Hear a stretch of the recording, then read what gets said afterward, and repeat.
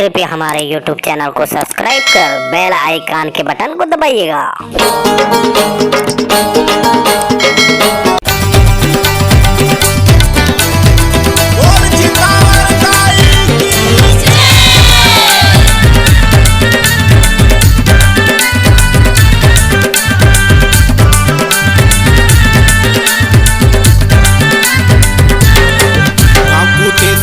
बिराजे घन घोर निमुआ के छाँव कांकोटेश्वर में बिराजे घन घोर निमुआ के छाँव आशीष बरसा दे मोर दाई आके मोर गाँव में आशीष बरसा दे मोर मैया आके मोर गाँव में।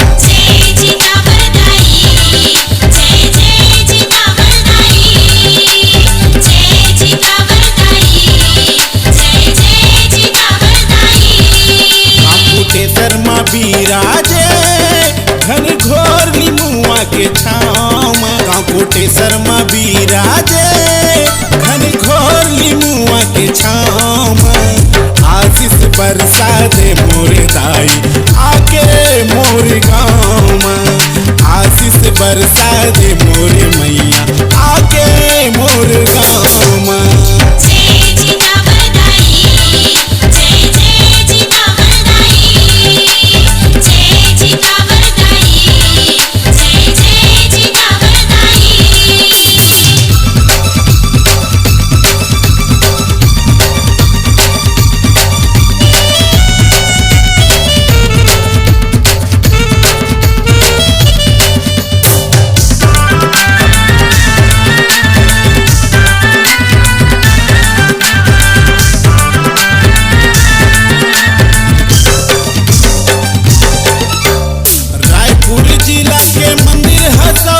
कौशल्या धाम तीर में आसन लगा के बैठे वो दाई दू दरिया के बीच में आसन लगा के बैठे वो मैया दू दरिया के बीच में।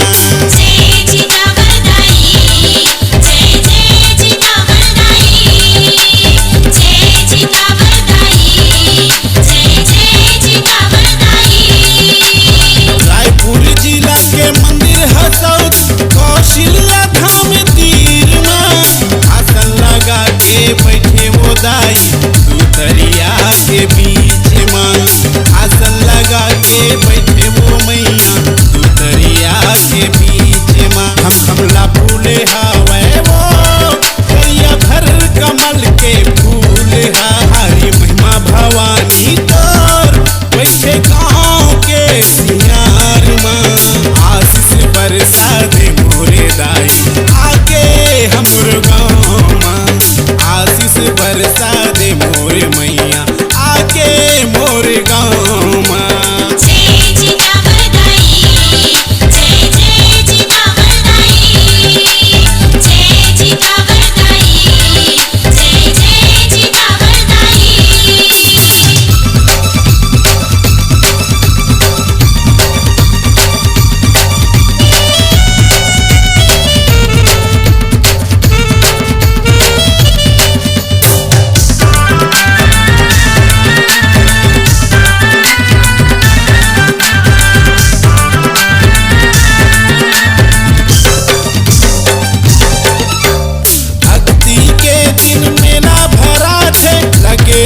भारी भीड़ ना सुन्ना गोदी भर जाते वो दाई देने आते तोर तीर माँ सुन्ना गोदी भर जाते वो मैया देने आते तोर तीर माँ।